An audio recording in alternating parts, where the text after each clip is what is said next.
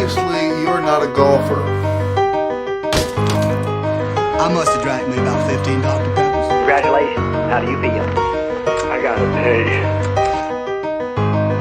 We have heard the chimes at midnight, Master Armicello. You're an inanimate fucking object! You told I'm coming!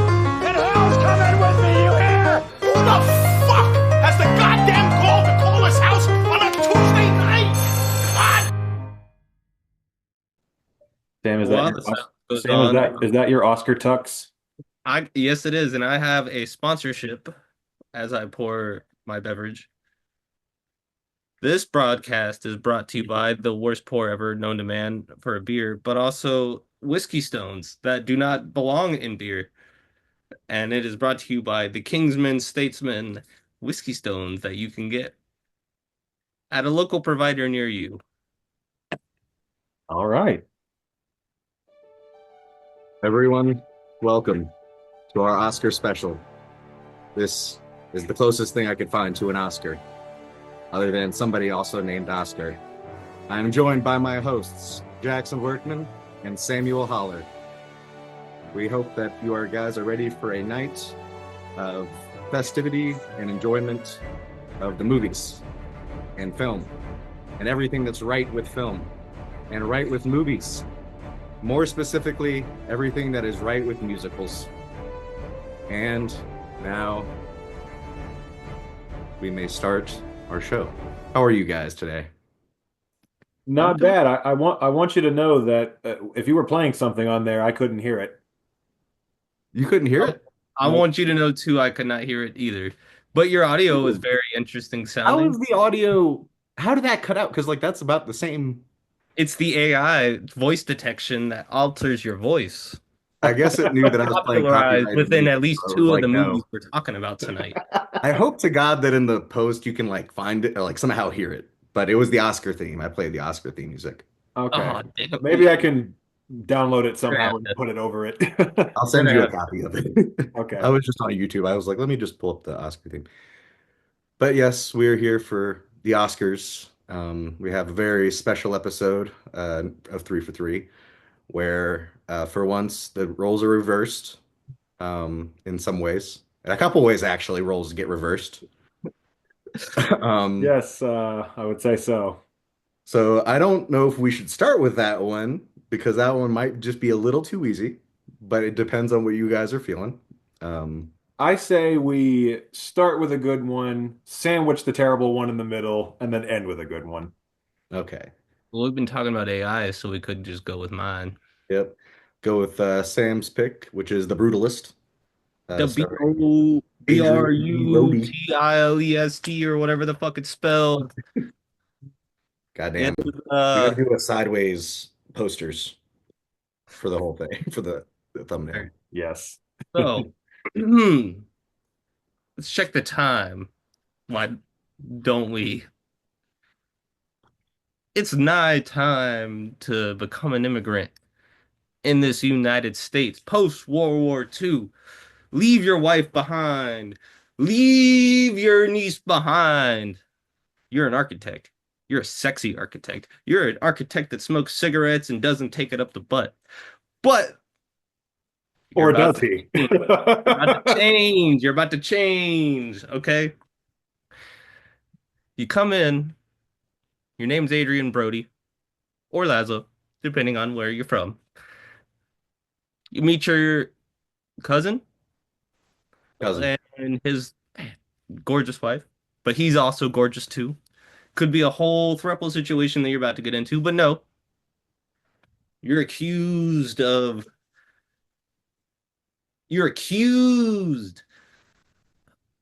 hitting on his wife. So you get kicked out. You're a Well, not bum only that, he on fucked heroin. up the clients too.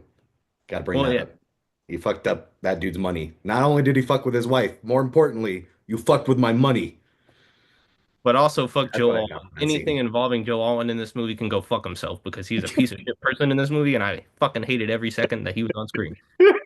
And so he is the least of my mentions, just like Edgar Ramirez is the least of my mentions later on in another movie. So you you're down low. Guy Pearce, the sexy motherfucker, comes in and gives you a job and changes your life and makes you one of the most important people in his life. You got great music, great architecture, great camera work, a 90% great script that falls apart in the last few seconds. Same with the editing. And you got The Brutalist, directed by Brady Corbett. And it is crazy. It is 3 hours and 21 minutes ish, 3 hours, I think, 35 minutes. 35. Um, and for some goddamn reason, my computer, which I purchased this movie on Apple plug, um, would not project the subtitles for the Hungarian stuff. So I had to have my laptop set up so I could read the Hungarian on my laptop whenever it would switch to that for the scenes. And there's a lot of goddamn scenes that are in Hungarian.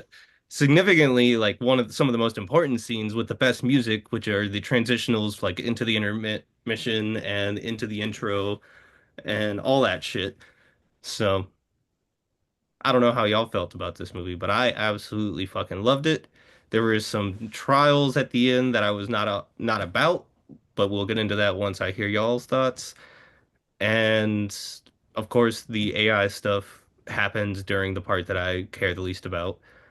But yeah, w better win that goddamn score because I will fucking kill myself if it doesn't because that is one of the most interesting sounding scores I've heard in a movie in a very long time. And I want to read the music. I want to study it. I want to just dive into that. Dun dun dun dun. And then all that just swirling goddamn shit that's going on around it. So Matt. I really enjoyed it. I mean, it did seem like at first I was kind of like, is this gonna merit its runtime? I think it did because it's pretty much an epic. Like, but it's so personal. It's crazy. It's like how like, big in scope it is, yet how like personal it is. It in a very like I don't mean this in a bad way, but it kind of gave me like Paul Thomas Anderson vibes a bit, just in like Master mixed with There'll Be Blood in a way, just in a good way, not in like a rip-offy way. But I was like, you know what? I really fuck with this. I'm glad Adrian Brody's back in the limelight because I missed his big is he ass though? in things. Is he though? I mean, he's around. He's at least for the award season. Who knows? After this, he could just go back into his hole and do random shit for the next 5 years, 10 years again. But I'm just thinking that he is the spotlight of the AI situation. well, it's not his fault. It's just they just touched. Not his fault, but his voice is changed, so But if they I just can't touched it take up, his I don't performance. Okay, really. so My whole thing is they just touched it up. It's not like that big. okay, so let me I don't I mind. just I want to clarify the AI thing because I think there is still a bit of misinformation out there about that amongst people. Just to clarify, first of all the AI was used for was to touch up his accent, not even his voice, his accent to make it sound more authentic. And second of all, it was only used in the scenes where he's speaking Hungarian. So the scenes where he's speaking English, which is most of the film, and I watched a video where someone broke down it's only 7 minutes of the film where he's speaking Hungarian. So 7 minutes in a 3 hour and 35 minute movie. That whole Where he's in controversy is over two so hours of it. that whole So Yeah, controversy is so overblown. I just like and most of the people who were complaining about that were people who hadn't even seen the movie yet because it wasn't out in most places when that whole thing started. If you see the movie, you understand his performance is incredible. And yeah, I as Guy just Pearce does. I fucking hate Guy Pearce so much. His goddamn voice. The moment he walked in and started yelling, I I was know. like, "Oh, he's gonna make me hate him so much in the movie," and he Yeah. did. That was So great on his part. yeah, and I just so I love the movie as well. I thought it was absolutely wonderful. Like you said, Matt, a definite epic that the runtime is completely justified. Honestly, like I went with my brother to see this in the theater, and I remember thinking like, okay, this is going to be a whole day. It's going to be this big long movie. I've never seen a 3.5 hour movie in a theater before, so I thought like, oh, it's going to feel so long. Honestly, it flew by for me. It didn't even, I didn't feel the length whatsoever. It really just justified every second of its runtime. And um, I think that first of all, Adrian Brody is incredible, and he's who I think should win on Sunday out of everyone there. If he doesn't, I think it's going to be because of the AI situation, and I think that's incredibly unfair because he Stupid. deserves it. Um, and I think Guy Pearce should also win, but probably won't, because Kieran Culkin seems to win every single award ever for playing the same fucking character in everything he's in. I Um, haven't seen everything yet, but I mean, somehow he Guy has that Pearce is same one of the reaction to be honest, which is kind of funny to me. He's literally like, "Why am I getting?" He's so confused. yeah, He's and that's like, "I yeah, don't know yeah. either." Guy Pearce is one of the only performances in the supporting actor category that I've seen, and usually that's the one I've seen all of, no matter what, is the supporting actor movies. Um, And I can't it's think That was of fun, kind of out, I but think, he fortunately, deserves it but more than much. he deserves it more than Kieran Culkin. He deserves it more than Edward Norton. He I'm deserves seeing A Complete Unknown this week, so I will report back okay. my feelings. And in general, I think Guy Pearce, Matt, I completely agree with you. The second he came into the movie, I was like, "Oh, I'm gonna hate this piece of shit." Just right off the bat, him coming in and screaming and being like, "Who the hell did this goddamn shit?" And I'm just like, "Okay, calm down, man." And it was weird because I've never heard his voice hit that register before. Like I've never heard his voice sound like that. Like I love the accent and the voice he puts on for most of the movie. He sells it so much. Like this dude that really feels like a real like industrialist asshole guy from that era. I mean, that feels like a real person to me. He does such a good job with the voice, the mannerisms, and just the performance, just the way he carries himself. Like in the moments where he's being hateable and the moments where he's trying to cover that up under the facade. He sells it every scene he's in. And I absolutely love the part where it's the dinner before he offers him the job for his mother, and he's talking to him about the personal situation with his own mother, and the yeah, guy comes in, he's like, "Sorry, I'm telling him a story right now," and like cuts that dude off, and like yeah, that's when I fell in love with his I love character. that story Like too that he tells. It's he so could do fucked no up. wrong. Yeah, he can do right, no wrong, and then bam, right. he did Yeah, wrong. yeah, because yeah, that story he tells is very. You kind of get the sense immediately of like, okay, I don't trust this fuck. Like, I already didn't trust him just based on his first scene, but here you're like, if there was any doubt, like this dude is like paying off his fucking grandparents to, and just And what. then the fucked up thing was when he gives him, he's like, "Here's the check for like 20,000." They're upset about that, but he doesn't sign it. And then when they ask him to sign it, he's like, "Your reasons were terrible. Here's Yeah, $500."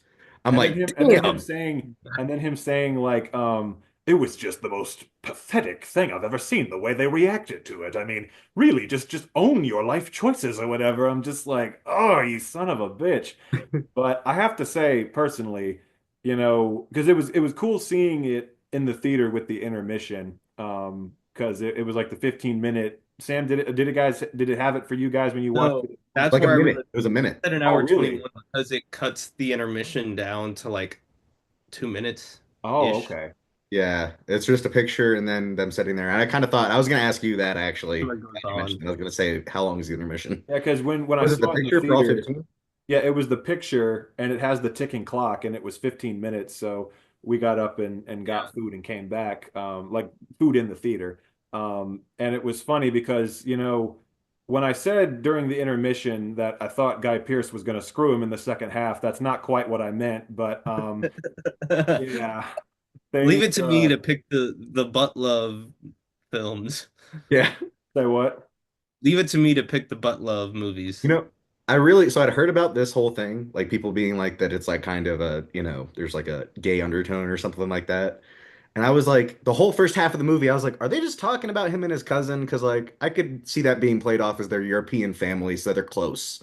That's fine. And then the second half, I was like, oh, Yeah, see, I ah, had gotcha. I no see where they came up. I had no idea that was coming. I had no, like literally I said to my brother during the intermission, I said, I think he's gonna screw him in the second half in some way. And I had no idea how right I was. When that scene started, like my jaw was on the floor. I was like, oh my God, I can't believe this is happening. And There's stuff. The stuff in Italy is some of the most beautiful stuff in the film, in my opinion. The shots of the marble yeah. and walking over there in the dust, and second movie with dust coming covering people, and also I apologize. We told ourselves we would calm down, but I chose a movie that Yeah, I knew I didn't want to spoil it last week. ended I up did, I wanted to say like, I knew we were going to continue the trend with this week. I'm like, but I don't want to spoil it for them. Well, we have no choice for the Oscars. Yeah, for the Oscars, it needs to be addressed. Well, my original choice was Sing Sing. I have not seen that yet. That could happen in that as well. But I'm seeing that this week. But so I'm curious to see what that's going to be like. But your other original pick, Flow, I watched last night, and that was an incredible movie. I can't recommend that one enough. But I know it's going to be too sad. oh yeah, This movie especially was if you're since you have a cat, I feel like it's going to hit like an emotional chord with you and stuff. But yeah, I think again, like for me, if you want to talk about this movie from, I think both like from a storytelling and a technical standpoint, it's just like it's so bizarre to me that this director, this is only his third movie he's ever made.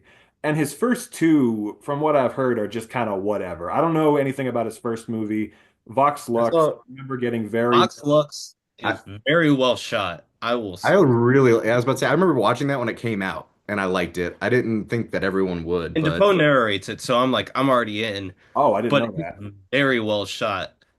But I never saw it, but I remember it getting, what's going on with Matt's camera? all right. I have my computer balanced right now because I It's don't a have scene in the Brutalist, Jackson. Okay, he's panning over to the side to look at the architecture. There we All go. right. yeah. Trying to God damn recreate it. the fluid Sorry. here. Now you can keep talking. I'm just going to be listening as I balance. Okay. But oh boy. Okay, so what was it?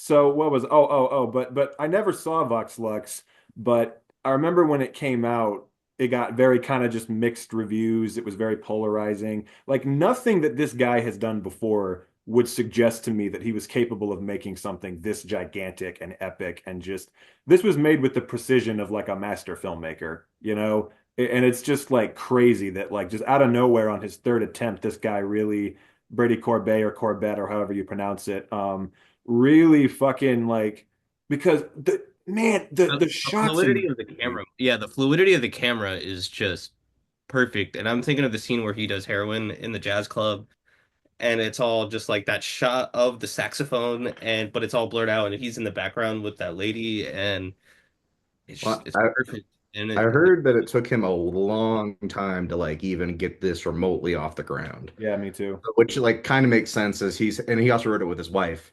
So he's kind of got this like really personal, been working on it for a long. So I can see where maybe it's not necessarily that it all came at once, but if it had come earlier, it might have not been this what it is. Good point.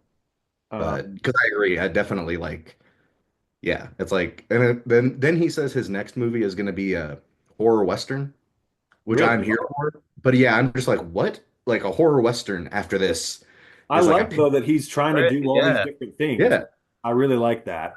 And I but yeah.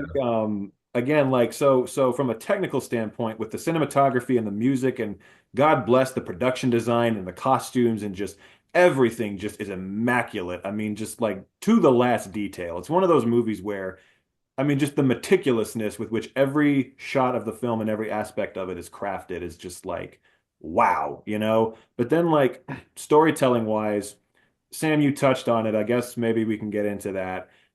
I didn't love the ending. And it was so bizarre because it was like 3 hours and 30 minutes of this film was just immaculate. They didn't make a single false step along the way. And then just randomly in the last 5 minutes, really even less, it's really just the last 2 minutes, it just like ends so abruptly and so Music is so different too. Like the music completely changes. It's yeah, and I crazy. guess that's because it's set decades later, but still it just it's jarring, you know? It's just like I don't know. It's like, okay, we don't we don't find out what happens to Guy Pearce. It just kind of stops. I guess they're trying to leave that ambiguous, but to me, it just felt kind of like I don't know. It felt like we needed a little bit more finality on that, and we needed a I bit. 100% think he killed himself, but like I also still wanted a little bit more Yeah, information. and more about Felicity Jones's character. Like she just kind of Gave dies. one of the scariest hand jobs since killing of a sacred deer. I will say that. Feeling Good insecure. I was God see damn. that's where I was thinking of the master was right there when she was giving him the hand job, and I was like, God damn, everyone's getting hand jobs. Yep, sure enough, man. She And then later on, he doesn't he like just finger her for a Yeah. good minute? Yeah, for a good little while. Yeah. and funny enough, everything comes full circle. The last time she was nominated for an Oscar, she was playing the wife of someone in a wheelchair, and now she's nominated Oh, again, and she's a wife who's in a wheelchair. but also play someone who's in a wheelchair at the end is her husband. Adrian Ah, there Brody you at the go. very fucking end is in that fucking wheelchair with his droopy ass face because that shit was scary as fuck. I was Yeah. not Magnum about that. Opus will be playing the wheelchair. Say what? Said her Magnum Opus is going to be playing the wheelchair. Yeah, that's her next Oscar Yeah. nomination. She'll be playing a wheelchair. I think my But biggest bit problem with the ending was the editing. It just like the transitions where they had that like cross cut yeah. split, and it just felt like it automatically I could tell like, oh, a computer, like not to say like AI in any way, but like it felt like it was someone who was sitting at a computer editing it in the last like 5 to 10 minutes ish.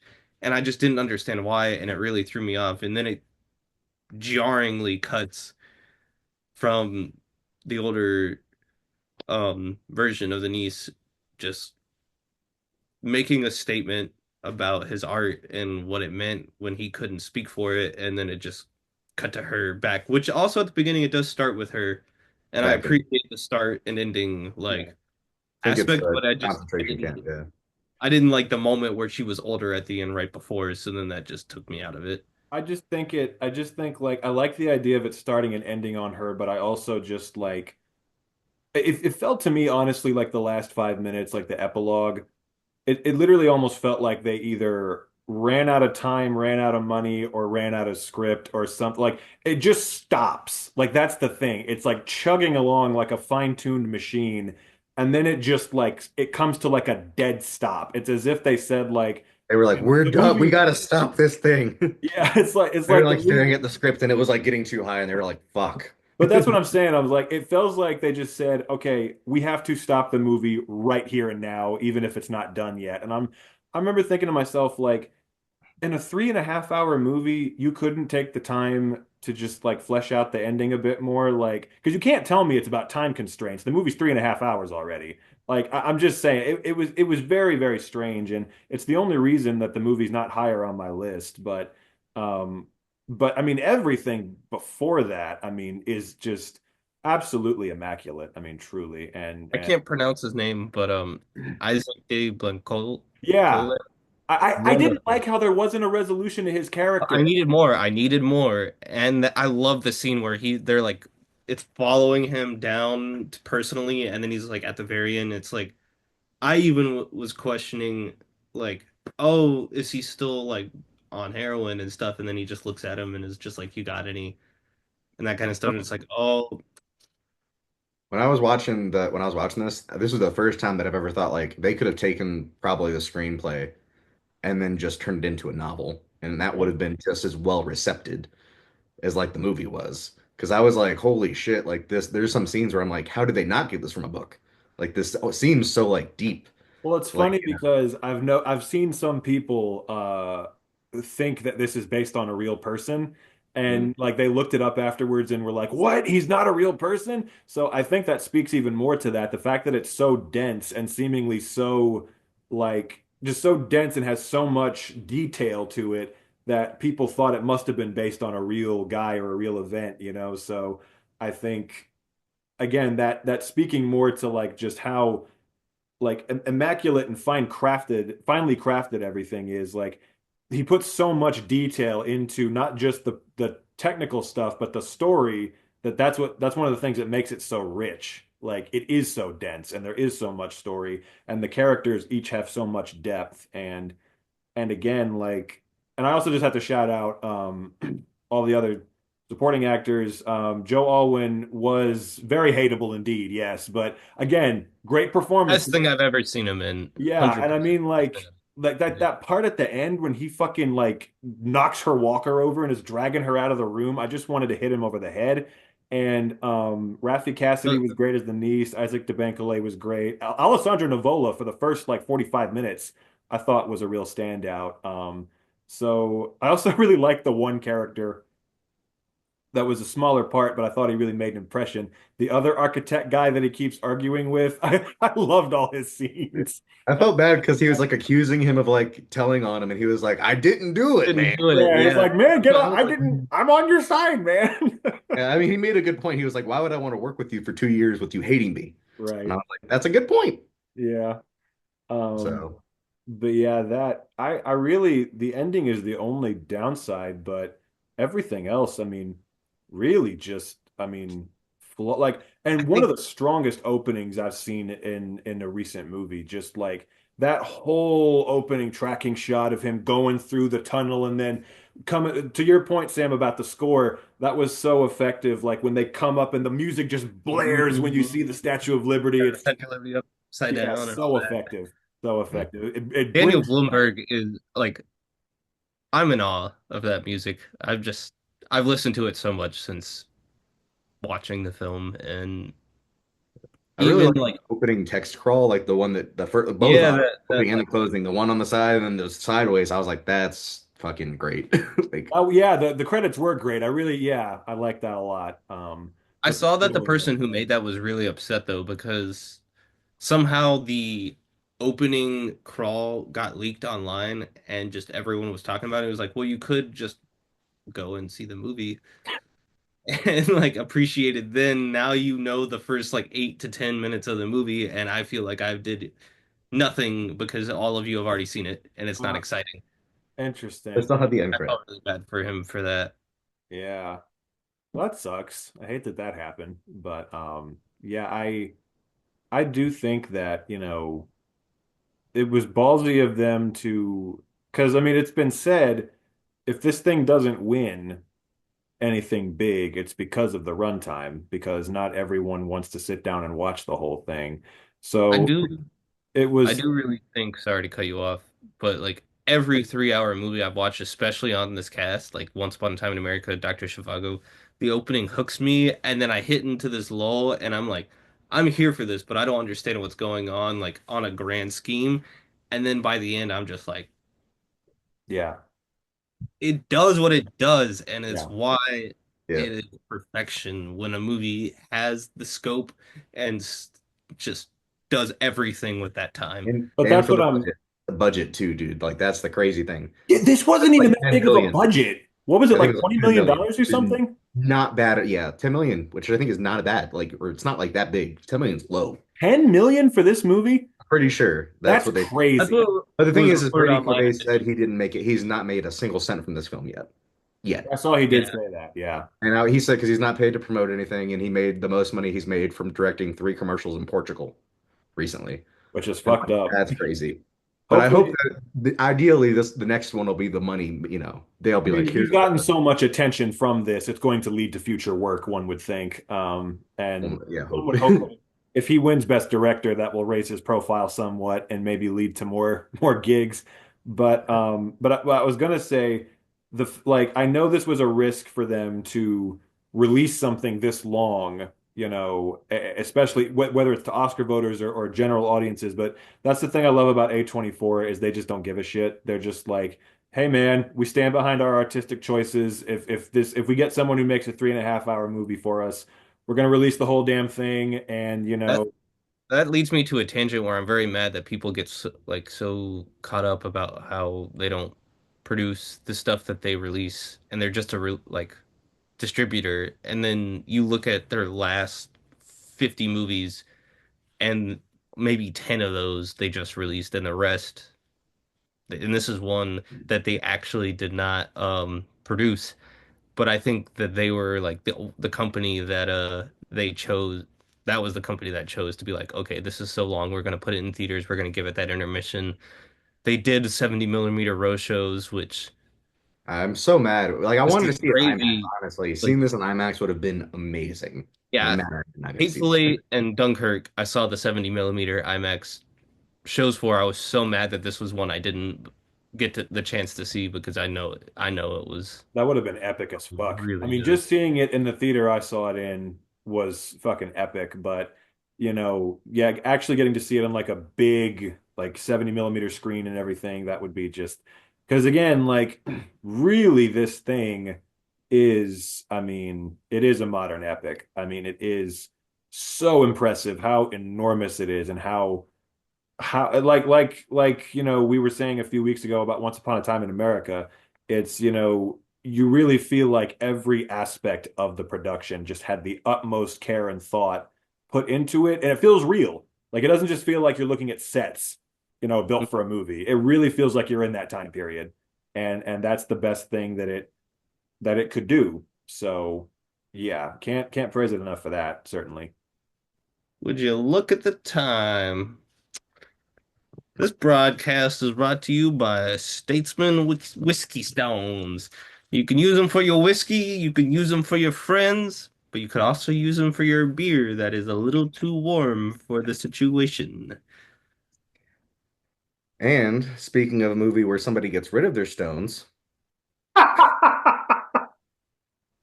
we have the upcoming movie picked by Jackson Workman, Amelia fucking Perez. Emilia Perez Hmm.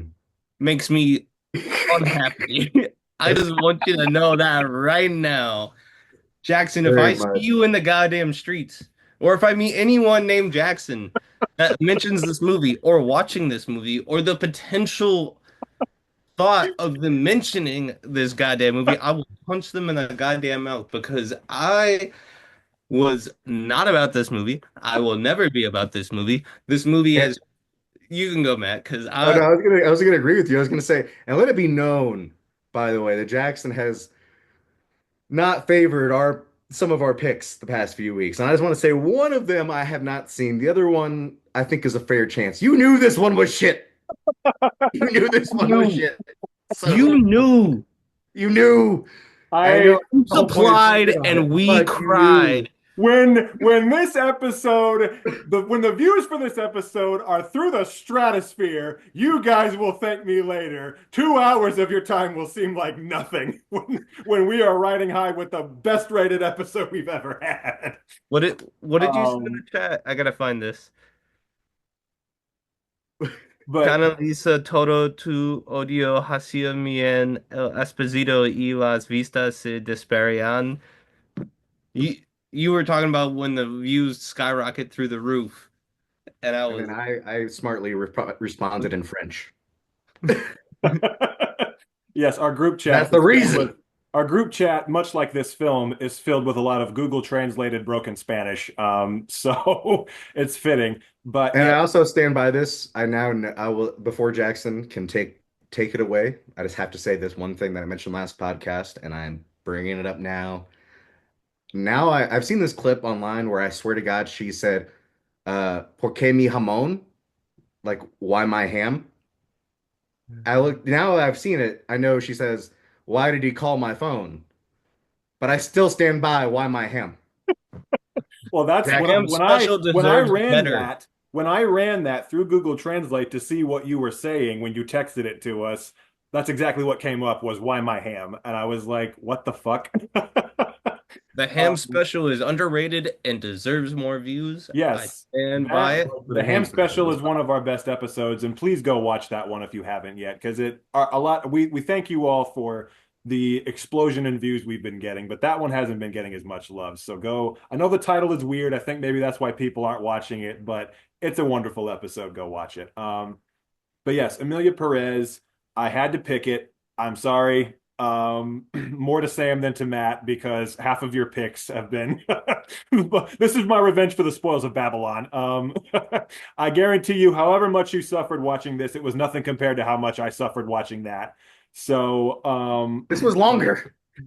say what? It was longer than the spoils of Babylon was, I No, it think. fucking wasn't. Not Not for not with me. the ads. Not Not with the with ads. the ads. Okay. Yeah, this No, one it didn't took me have ads. fucking 2 days to watch The Spoils of Babylon. It was so fucking long. But But yes, Emilia Perez, the pariah of the Oscar season this year. One of the most hated movies in existence right now. The 13 plot, goddamn nominations. the plot, 13, tied with Gone with the Wind, Fellowship of the Ring, and Forrest Gump, ladies and gentlemen. This piece of shit movie. I had to pick it because there was no universe where we were doing an Oscar special where we couldn't just sit here and roast this movie. We had to do it. So the plot basically is it is set but not filmed in Mexico. It is set in Mexico. It follows a lawyer played by Zoe Saldana who is recruited by a drug cartel kingpin to help him undergo gender reassignment surgery to become a woman. And after the transition happens, Zoe Saldana and the former drug kingpin, who is now named Emilia Perez, must team up to help the victims of cartel violence in Mexico in their quest for justice for their families. So that's the basic plot. And I'm gonna just say a few things right off the bat about why this movie. Well, so as I'm sure everyone watching knows, this movie, to put it mildly, is getting a lot of controversy because it is. But I'm sure you're all wondering, is it as bad as people are saying? No, it's worse. It's worse than people are saying. It is absolutely appalling. This movie is one of the cringiest things I've ever fucking seen in my life. I'm just gonna say right off the bat, and then I'll let you guys say something about it. This movie is a fucking Tropic Thunder trailer come to life. It is so unbelievable how cringe-inducing and terrible it. Literally, I am not exaggerating. The worst songwriting I have ever heard in any musical ever, whether it was on stage, on film, anywhere. The songs are so beyond atrocious. That was the worst part of the movie for me, was how bad the songs are. Like I was just sitting here laughing my ass off at how and then there are so many other problems, but that's just the main thing I wanted to get off the bat. The story is ludicrous. The movie is boring as shit. I fucking hate Jacques Audiard. First of all, he's a fucking pompous, racist piece of shit in real life, for starters. And then for another thing, the only movie of his I'd seen before this was The Sisters Brothers, which I honestly hated even more. That's a movie I almost walked out of. I hated it really so much. enjoyed that movie. Same. They're the same movie. Go back and watch that again after having seen this, because I couldn't help but notice when I was watching this, it's so similar to The Sisters Brothers in the sense that, like, both movies, there's no plot. It's just boring as sin. Like, it's just shit happening, and there's no story, there's no plot. It's just boring. The Sisters Brothers was the exact same way, and here it's like for so much of the movie, there's just nothing going on. Like, there's not any real conflict until the last 20 minutes. I'm gonna need you to go first. I still think there's plot. I just think it's terrible. Like, god damn. Like, It is terrible. What's going on? I was like, okay, I see what's happening here and but I'm just like, why is this pivoting here and what the fuck? And like, But also, yeah, like what? I did not feel any empathy for Emilia Perez. I don't want to say this. I did not feel any empathy for her when she got kidnapped and her fingers cut off. No, because Like, again, no, her. I was just like, I hope they fucking shoot her because she was a cartel. Like, that does not excuse what she did before. exactly. Saldana ripping out a woman's hair and then humping her hair clump was not on my bucket list for 2024, but neither was seeing a cartel leader transitioning as an excuse to not be blamed for the That was the horrific crazy things part. that you use. Yes, that is Like, something Zoe, that they felt from the beginning, but like, I haven't seen. Hello, Kris Jenner, been there, done that. Like, still defended OJ. But this is the most horrible representation of a person who is transitioning and their reasonings behind what is going on. And I'm like, okay, so like, it is they so become upsetting. friends. But I'm like, do you not remember the part where she like sent fucking goons to your house to like threaten you with a bag over your head? Well, so And here's then- okay. So here's the thing. Thought about that, didn't you? So here's the thing. So one of the biggest problems of the film is because I remember I watched it and I thought it was fucking terrible for so many reasons. The songs are awful, the dialogue is awful, the plot is stupid, it's boring as sin. Zoe Saldana, her singing and her Mexican accent are both atrocious. Selena Gomez is Spanish. That's a whole thing on its own. Because I like her from Only Murders, and this made me be like, God, you are not a good actor. Like you were Yeah, only well, good again, at she directing. just, it's not her fault. Like, she told the director before she got cast that she couldn't fucking speak Spanish or that well anyway. And the director said, I don't give a shit. Like, we'll teach you. And then they couldn't teach her because she said she only had like a month or something to learn. And so they literally had to write into this because they mention her character was born in America. So I was like, okay, well, maybe that's why she doesn't speak Spanish that well. But that was literally written in after the fact because her Spanish was so bad, they wrote that in later. So, and I'm just like, why didn't you cast an actual Mexican person? Well, we know why, of course. It's fucked up. They used AI for Adrian Brody's accent. They couldn't have used AI for her Spanish. They used Like, it for shit. the singing. They used it for They Carlos did? Sofia Gascon singing. Yeah. I did not know that actually. Yeah. That's news to me. Yeah. Yeah, Yeah. because the Brutalist thing was overshadowing that, and because her bullshit, her tweets and stuff were overshadowing it so much that didn't get From a reported on as cartel much. leader, honestly. But say what? So that's tweets from a cartel leader, honestly. Yeah, like no shit. But okay, so there's a lot to break down about what's wrong with this film. But like for me, I was watching it, right? And I thought it was atrocious for a lot of reasons. But then afterwards, I was like, okay, so what is it specifically? Why exactly do Mexicans and trans people hate this movie so much? Like, I wanted to see the specific reasons because I knew why I thought it was terrible, but I wanted to see what their specific grievances were. And so basically, every review or comment I've read from like a Mexican person about this movie, the problems, because people out there who haven't seen the movie may be wondering the same thing. Why is it so controversial? Um, and the basic gist of it is like the best way I've heard it described is because cartel violence is a big problem in Mexico, and it's a very serious, sensitive subject for them. And so imagine, if you will, as Sam always says, picture this.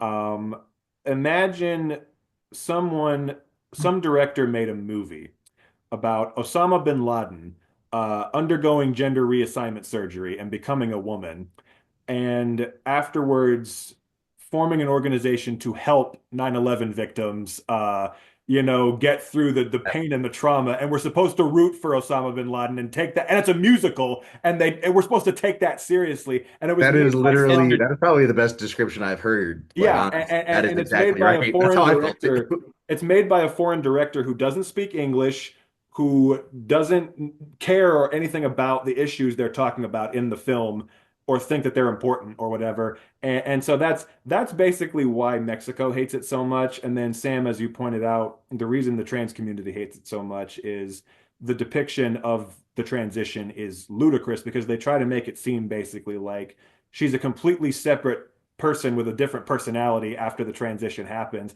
And that's what because I was thinking to myself when I was watching it, when the part of the plot kicked in where they're trying to help the victims, I kept saying to myself, you're probably responsible for over half All the of these fucking deaths. deaths and kidnappings that have happened. What the fuck is this shit? It doesn't make any sense. And the fact that at the end they have the funeral procession where they treat her like a martyr, I was like, fuck this shit. Like, I can completely see why Mexicans are so offended by that idea. And it's like, you're not gonna, The and again, relationship she has with the person who came in with the knife that was I was just Okay. about to mention that. I was just Like- about to mention that. So actually, so I'm going to say this one thing. I laughed a little bit, and not like in a haha, this movie is actually funny way, just like in a haha, that's just so fucking ridiculous way. Is when they go oh, do you have it on you? She pulls out the knife, and then she pulls out the gun, and I'm just like, I literally was just like, okay, that's funny, but not necessarily in the way it's supposed to be. But I Yeah. still laughed, Yeah. like in a kind of like, oh my god way. But again, I want I'm to like, strangle Selena Gomez's character because like later when shit's all going down, and she's all like telling her things about their marriage when she was the cartel leader, and she's like, "How do you know this?" She just constantly keeps asking, like, "How do you fucking know this?" And then it takes like 40 minutes of the movie before she realizes this shit. Just Yeah, that was kind of dumb. I was like, it should be everything obvious at that point. so stupid. And then Edgar Ramirez, I feel like he's barely in the movie. He's like there for like 5 fucking seconds. Like he's in Yeah, the for real. I He's don't want there. to talk about Edgar Ramirez. Edgar Ramirez should have left with the money and never came back for the second, like the ending part of this movie. I don't care about his relationship with Selena Gomez because apparently he was her pimp, so he was not like even a good person who just like wanted to help her get into a better life or anything. He was a piece of shit. And then they like play off that Amelia is dead in the midst of that, and then they fade away and then come And she back. breathes back life into the. And then she She doesn't breathes cough or anything. She just and breathes the comes to dust wake in. up. I'm just like, I was kind of hoping that she would go and then just start coughing, like just Yeah. coughing for the next I 10 don't minutes. think I have seen a Selena Gomez in a car with a gun since Selena Gomez cannot play this role. That is not Get for Away her. with Ethan Hawke. Sorry, Ethan Hawke, like maybe, where they're in the car and that was she's driving miscast. around and she's going crazy, pointing the gun at him, and I'm just like, I That can't, was such a I can't terrible do movie. it. I can't Yeah. do it. Well, and That was again, when I almost walked out of in the theater. This is a very big side note. This person just liked my review for Redbeard and clicked the link to the podcast, okay. Well, and good for that person. I'm glad we have more looked it as viewers. That's well. awesome. But what was I gonna say? Oh, but no, yeah, like as far as Selena Gomez goes, I was yeah, like, I like her in Only Murders. every single review or comment I have read from a Spanish-speaking person from this film has torn her apart. And I feel bad because it's not, she should never have been cast in the film. Like, it's not her fault. She was doing the best she could, I'm sure. But like, it's not her fault that this idiot director didn't know any better than to cast her. And again, like the thing is with Selena Gomez's character, it's so weird how they clearly you're not supposed to like her, clearly. You're not supposed to you're She supposed was one of the most likable ones. you're supposed to think that Arguably. she's like a rich brat and you're not supposed to like her. And I'm like, okay, let's look at this situation. If a person who I did not know, who is not the parent of my children, pinned me down to a bed and got in my face and said, "You fucking bitch, I'm gonna take my fucking children from But you and don't you fucking," I would get a restraining order against that And then that person. should have stole been the money. And moment then where she and then- knew that that was her That's when she should have That's known. the Yeah. moment where I was like, Yeah. okay, this could turn into something where like she's about it, but no, she just kidnaps her and cuts off her fingers, Yeah. and they don't And then explain it takes Selena like Gomez forever being for her. crazy or if it's Edgar Ramirez She's being like, literally we gotta like do Amelia something is literally crazy. telling Like, her all the like, hey, we were married then, and telling her all this information that Yeah. nobody would know but the other, Yeah. and then she's still like do confused it. for a little bit. And I'm like, And are you? I get that it's a situation. I get that it's a situation where it's like that wouldn't necessarily occur to you that something that crazy has happened, but she literally uses, and again, I can see why trans people don't like this movie. She literally uses like her old like male voice in that scene, as if she's reverting back to her old personality, and it's like as if like that she should definitely have known. There's literally a point where she does the like the sign, like the and it was like literally there's a scene earlier before she transitions where she does the same exact like sigh of like Yeah. anger or something. Yeah. And I'm like, you're telling me Selena didn't feel It's that and saying, hear it and be like, wait, what the Papa, fuck? you Like, smell like Papa. Okay, Yeah. okay. Can That I was just the best song in the movie for me at least, was the Papa song. Oh, I Even thought that was though one of the lyrics worst. were still really atrocious. Musically, I really enjoyed the background sounds that were going on during that. I thought that was one of the worst songs just because the lyrics were so fucking terrible. You I smell like like the Guacamole. Coca-Cola and guacamole, and I'm just like, what? The For me, fucking 3-year-old wrote this shit. Like, we're saying if we want to go around saying our entertaining songs, I would say the most entertaining for me was the ones So Aldana does at the dinner with everyone, like well, being okay, That was so my that's least favorite. That was That's my one of like the most. I was like, okay, this one seems like a fucking musical at least. Like I could That's see. but here's the problem with that song. And here's the problem with most of the songs in the film. Most of the songs in the film are just them saying the same damn thing again and again and again. Like that entire song is literally her just saying, "You're corrupt Dino this Busty. way, and you're corrupt that way, and you're corrupt this way, and you're corrupt that." I'm like, you're just saying the same damn thing over and over and over again. And first of all, and then second of all, that whole thing was so cringy. That was one of the cringiest songs in That the movie to me because it's like, okay, they're a all serious scene where we're like at a benefit to help the victims and Emilia Perez is up there and she's just like, thank you all for coming. And Zoe Saldana's just standing there and it's quiet and then la la ooh Yeah, da da da la where la. I'm like, it where did this completely come takes from? over. I'm like, And then why you is this the notice Amelia in number? the background, like doing this important, significant moment, and then Zoe Saldana is just wait. I have And to show she's like Jackson. I getting have to on the show you this. table and she's like putting her head, it's all risque and everything. And I'm like, this doesn't match. Like, why are we doing I it this envy way? that dude. But I envy that guy. But now I have to show you this, Jackson. This is I sent this to Sam last night, and I said this is everyone in Amelia Perez every 5 seconds. Wait, every 5 seconds somebody just does this,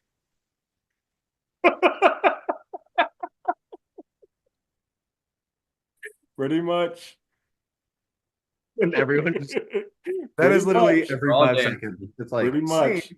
Yeah, no and it's fucking just reason. again, there's so many. I literally that was the biggest gripe. Like the movie is full of awful things, but the motherfucking songwriting in this film is literally just unfathomably bad. I cannot actually like. I'm not exaggerating.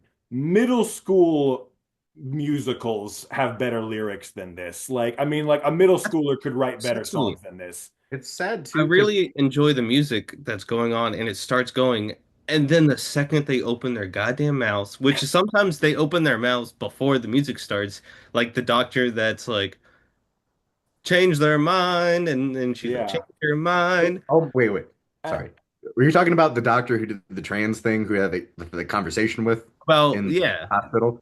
He was the worst fucking singer I've ever yes, he heard. was. And I was like, who chose you? You're a Yes. side. Well, that's Ever another thing. anybody? Why did you choose somebody terrible? That's Like, another thing too. All of the singing to me in the movie, Zoe Saldana's singing is awful, I think.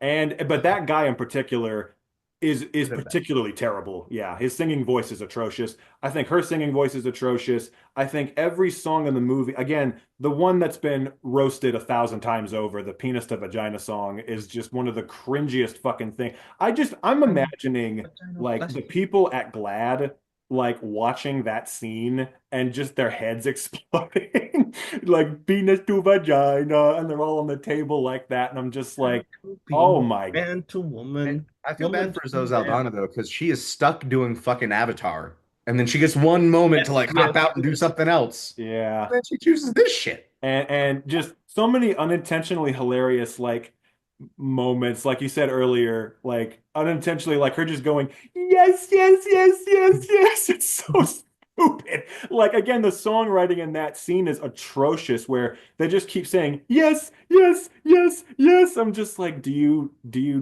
can't think of another lyric besides yes? Really upsetting because like Hey, I've seen Hamon. so many musicals where like you have the ensemble like repeat words that the person who is significant is tr like But it's speaking. just It's lazy. done well, and then this is just like the most garbage after the fact. They repeat, but normally they repeat different words. Like she keeps saying, it's not even the ensemble. She just keeps saying yes again and again and again because they can't think of any other. And so many of the songs, again, like the one she has earlier, I was dying laughing. It was so bad, the lyrics. Like, what does she say? Like something about my fat ass. I was just like, what the I fuck think are she these got that surgery. lyrics? I think she got that surgery because of one of the later numbers. Like not even like later, but like the second or first or second number afterwards, where people are like ogling her Yeah. booty for a I'm not second. staring at her ass, Sam. No, I'm just kidding.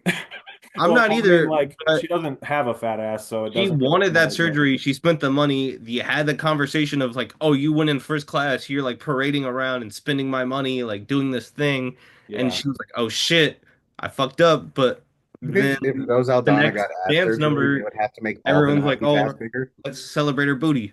I don't know what you said. I'm sorry, Matt. You can Okay. continue. I said, do you think if Zoe Aldana got ass surgery, they'd have to make all the Navi's ass bigger?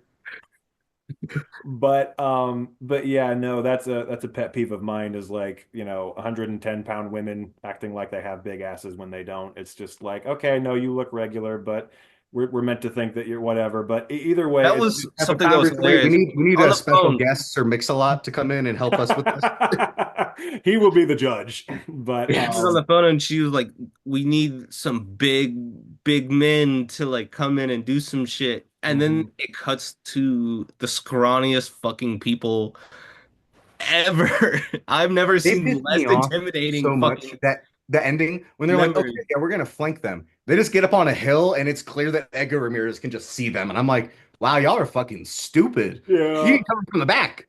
Like that would have been a funnier joke. Like And and they could I have also said, we'll come in from the back, and that could have been a joke. Didn't even do it. Well, I did you have to hear that the transition scene was originally a joke in the script, and then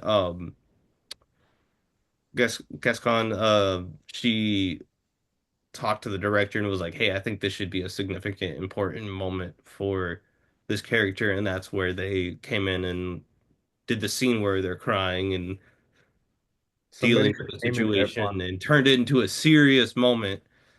But the somebody could director have came treated in it on like set a every joke. day and said that to him. yeah. Yeah. Like every Someone scene, should have been just saying that said, to hey, him we on a need to turn regular this into a basis. serious moment. No, I bet that was a joke in the original version. But Would but I, agree. and I hate to harp on the songwriting too much, but it can't be said enough. Some of the lyrics in all of the lyrics in this movie. There's one number where she says something like, "For the first time, I can finally make love to love" or something, and I'm just like, this is the dumbest shit.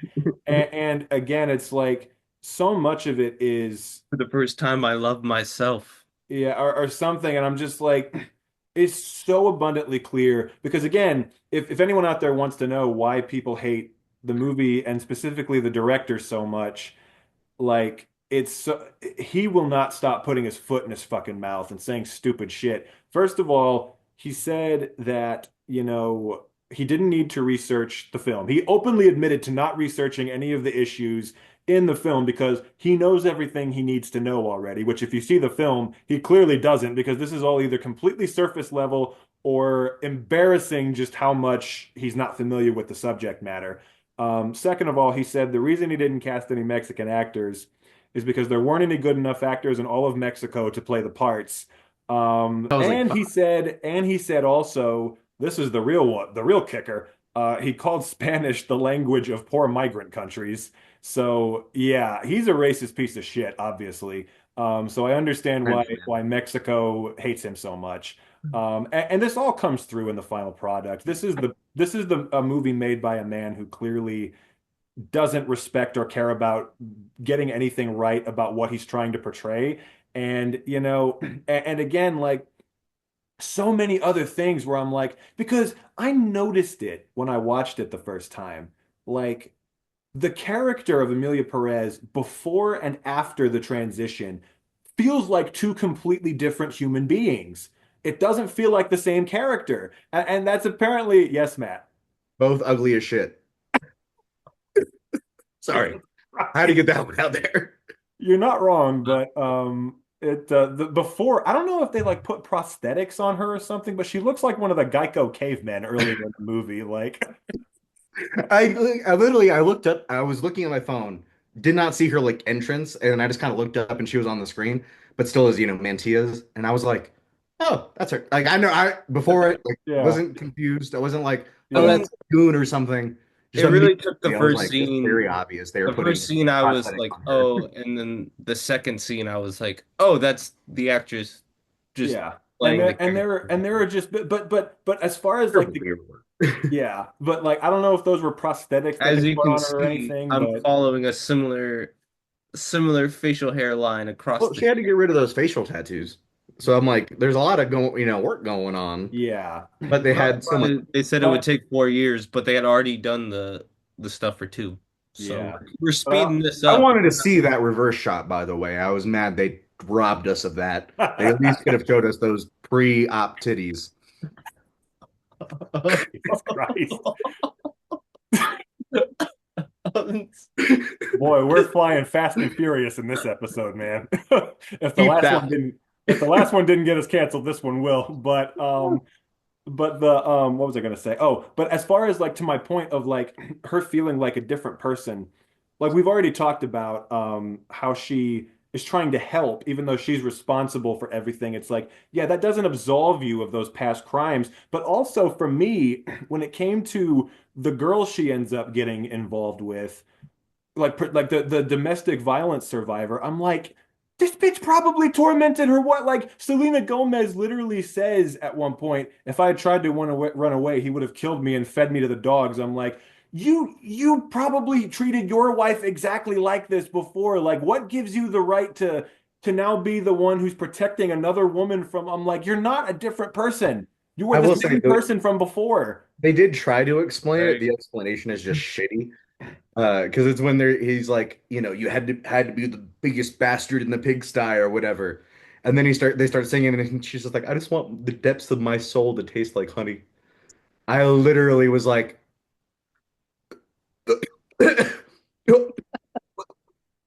I just stopped. I was like, what the fuck? Yeah. Yeah. So because I feel like they tried to explain that like she didn't want to be the bastard, crazy, but that's who she was But eventually. But like, but here's the thing too. Every time they try, and it's not often, but every time they try to explain motivation and character, it is so surface level where when they're explaining at the beginning when she's still Manitas, like, okay, this is the moment, like talk about what the character has felt their entire life and like how they've always felt inside about this. And all he just says is like, yeah, when I was a kid, I felt like I wanted to be a woman, but I never did, and it was hard. Like that was it. That's it. Just no surface level shit. And then later on, when she's sitting with Zoe Saldana and they're talking about like, well, do you feel bad about your past? Yeah, sometimes. Anyway, and it's just like, yeah. what, that's it. Like again, it's so surface level, and you spend so much of the movie like just not doing anything important, and it's just like it's a waste of time. And like I saw someone compare this. Basically, this is like Mexican Mrs. Doubtfire, and it's just like because it literally is because she's using it like as trying to see her kids and stuff, and they don't know it's her. And I was like, Okay. actually, yeah, Now- yeah, as soon as yeah, as soon as I heard it okay. described that way, I fucking died because I'm like, it is Mrs. Doubtfire. But What did she say? It isn't a coincidence, or that's what well, they said a couple times that it's not a yeah, a couple coincidence. times. It's Yeah, not not it's just not say, but fate like or something like that. repeat it. yeah. Yeah, because this movie. Jackson, I will say you've said this a couple times on the podcast, and I've honestly never had this problem up until this one fucking movie. I paused it 3 times. Each time I paused it, there's more than a fucking hour left, and I was like, God. No, and I And I'm like, I know now what Jackson feels because I've I need never to add literally that had that detail. issue before. but I I don't blame you because when I was watching it, literally I didn't pause it and like get up. I just paused it to see how much time was left. I did it like 10 times and I swear to God, every time I checked how much time was left, there was still like an hour and a half left in the movie. I was like, how is this thing still going? I It's did not even make crazy. it 2 minutes into the movie before I checked to see how long the movie was and to like make sure I knew when it was going to end, how long it would fucking take me to sit through it. I didn't get 13 through the opening nominations logo. though. 13 nominations. But No, because I paused it like right around when the transition happened, thinking like this has got to be halfway, right? Nope. It was like barely Nope. 30 minutes. Barely 30 minutes in, and I'm like, I feel like I've watched a whole fucking what the fuck? Well, yeah, just to sum up Emilia Perez, there is no shortage, obviously, of reasons why, like, legitimately, just for a second, the absurdity, because to me, the whole Emilia Perez situation is like, honestly, it's just been hilarious to me to watch it happen. Like it hasn't even made me angry. It's just been hilarious because it's like, Will it make you angry if it wins? yes, but Funny also face. it would still be hilarious at the same time. I But honestly want it to win Best Picture. I think it will be the best win since Crash. I think that would make everyone stop collect. Like we are for sure. Oscar decline has been a thing. yeah, This will kill the Oscars. Like yeah, nobody would give a fuck if yeah. they won an Oscar for the rest of their like. Nobody's gonna be like the Oscars are what I want to win. Yeah. They're just It gonna stop will it caring will at this point. completely Nobody's gonna give a shit. delegitimize the award. But the thing is, even before the whole Carla Sofia Gascon racist tweets controversy, um, which I don't we haven't even explained because we don't need to. It's just everywhere. Everyone knows about that. But even before then, I didn't think this movie had a real shot to win Best Picture. I definitely don't think it does afterwards, but I don't even think it did before. I think it's going to be either The Brutalist or Anora, if I had to guess. Most likely Anora, I would My say. pick is Anora. Anora is my I favorite haven't seen movie it of yet. 2024 so I haven't far, seen it yet. so that's what I Gotta want see to that win. shit. For me, Conclave is like my pick, but I haven't seen Anora yet, and I have not seen there's another one. Fuck. Sing Sing. Is Well, that's Sing not Sing? nominated for Best Picture. Because I forgot about Sing Sing, A Complete Unknown, and A Complete Unknown. That's the one I have not also seen. I gotta see now. That I gotta Yeah, see that those. movie's The Complete Like Unknown's 100. not that great, but it's I like Bob But I Dylan. have Anora's. That's what I have going Anora for it. really soon.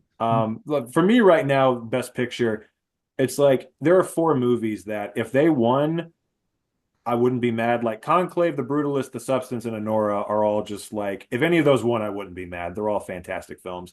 But as far as this goes, to me, it is just one of the reasons it's so funny is when I was watching this movie, one of the things that was making me laugh the hardest was just the idea, just picturing these idiot Academy voters watching this indefensibly stupid, awful movie and just, being like, "Oh, what a powerful piece of cinema this is! Oh, what a relevant film this is for our current times!" And I'm See, just like, actually, "You fucking idiots! This is the stupidest movie anyone's ever seen." I see it as the way I see it is they were sitting there and like this movie is bad, but I don't want to get canceled. Well, and that's the thing too, That's is me. That's no my matter assumption. what side of the political fence you're on, I think pretty much every person agrees at this point. The only reason this movie got so many nominations was because it stars a certain president of ours' least two least favorite groups of people, and they were just trying to make a statement and stick it to him. I think everyone can agree that's why this happened. And it's just like it's kind of hilarious to me just how much it's backfired on them because it's just like, this is what you get for picking something not because it's the best movie, but because you're trying to make a statement. And again, it's hilarious because both of the groups represented in the film hate the film more than anybody else. So it's like, that's what I mean. Whether you're like, no matter who you are, whether you're one of the groups represented in the film or not, everyone can just agree that this thing is an indefensibly stupid piece of shit, should never have gotten any Oscar nominations, let alone 13. Because that's the thing, too.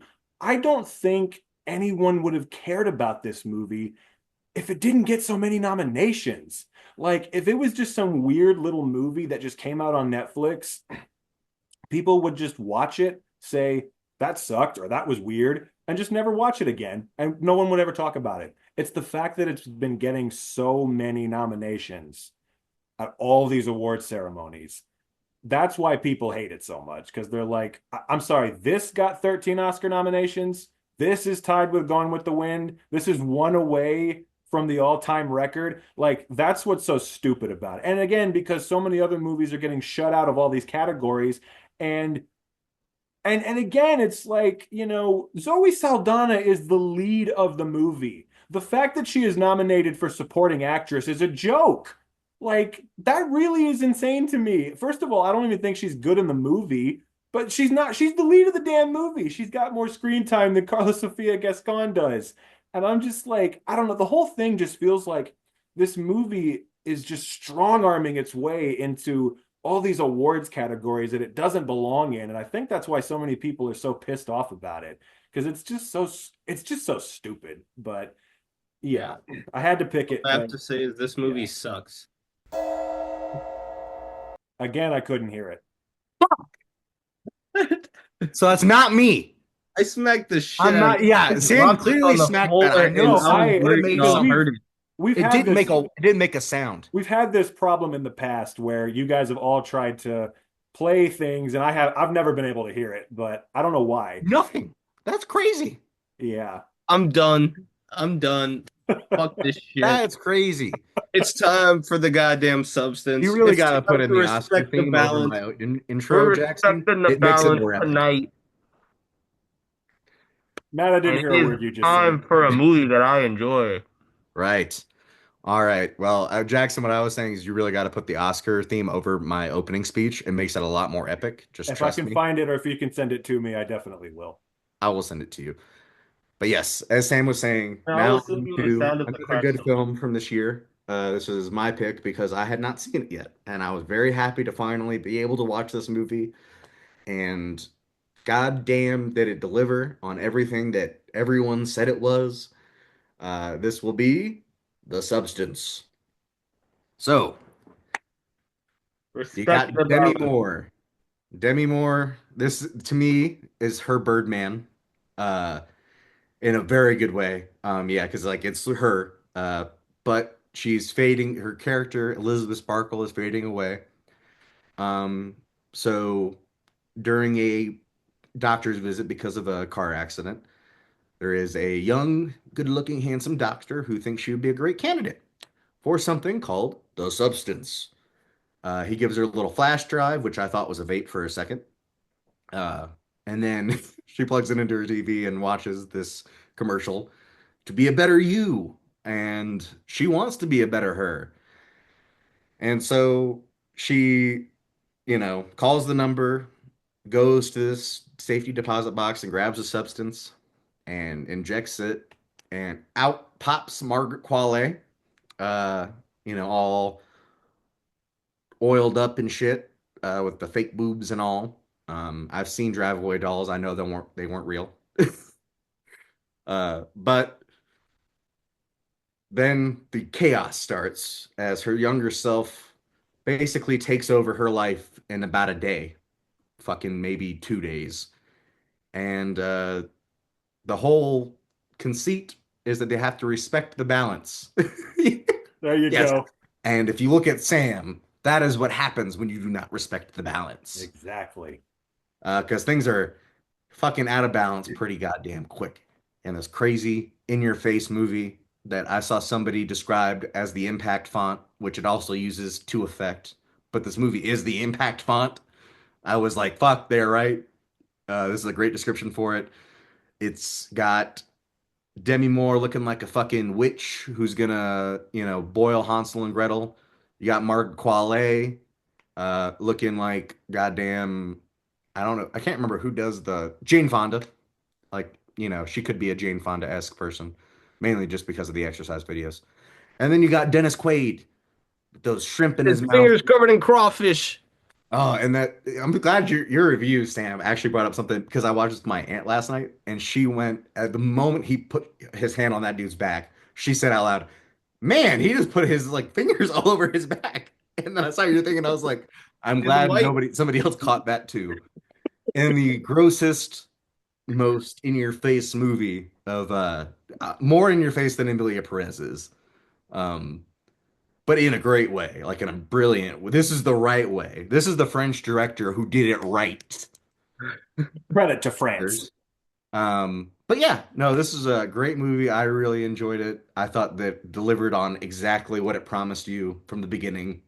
There's not anything that I felt was completely left behind, other than I had an issue with the whole like idea of like, well, it's not even you. Like because I thought it was going to be her. That Like, is my biggest complaint. and I'm like, it's not even you. So why would you want to continue to do this even? Like what's the point? Are you living vicariously through her Their consciously? consciousness was not Or- respected, so I don't think we understood the balance correctly. But I Well, think that was That my was the whole thing. thing. That was But that was thing. my only issue, and it's not even a bad.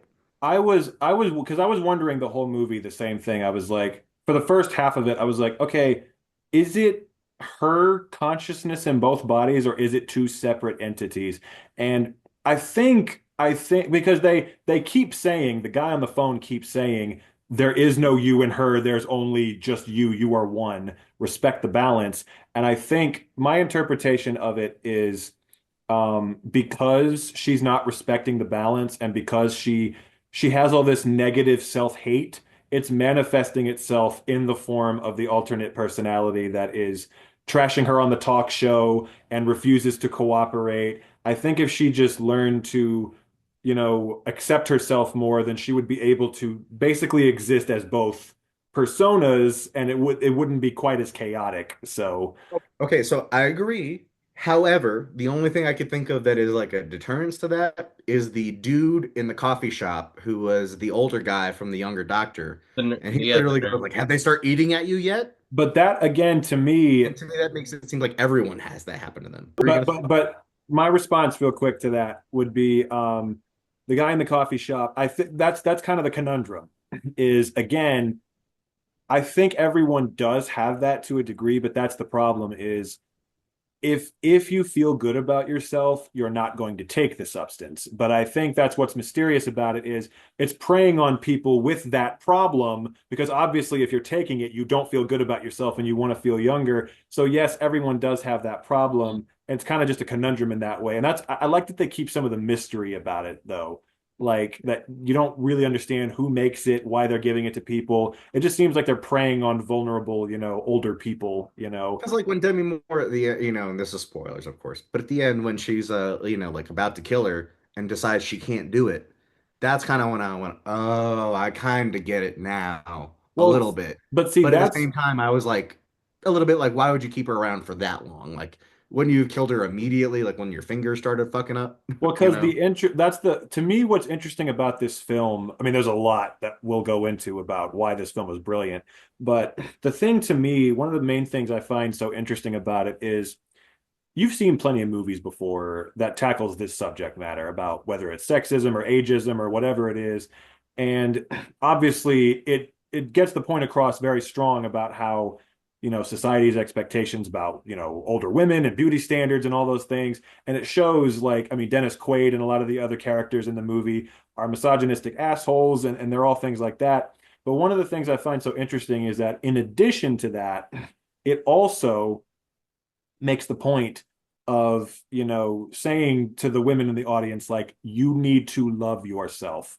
Like, you can't control what these men are going to do and say and think about you, but you can control whether you stop letting that matter. And that's kind of the moral of the story. It's a cautionary tale. Like, Demi Moore's character cannot let go of her obsession with like trying to be younger and trying to recapture her youth. So even when she's falling apart, she's still trying to get the younger one to come back because she can't let go of that. And it's a caution. So when she becomes the giant monster at the end, again, it's a cautionary tale of them saying, if you continue to let this obsession dominate your life, this is what will happen to you. Before you realize it, it'll be too late. And monstrous things will happen to you, basically. And that's what's interesting about it to me is just like, it's so different than most movies you see like this, where it kind of goes and looks at it from a slightly different perspective. And again, like that to me is like kind of why, because you feel so bad because like, you feel so bad for her because it's like to me, I don't know if you guys agree, the most heart-wrenching scene in the film is the part where she's getting ready to go out and she keeps going back and fixing her makeup and everything. That legitimately got me like almost emotional. I felt so bad for her because I was just like, oh, okay, this is nice. She's putting the substance away and she's gonna go out and feel good about herself and go on a nice date. And she just almost keeps leaving and then just keeps fixing. She keeps seeing the billboard across the street and keeps fixing little thing after little thing.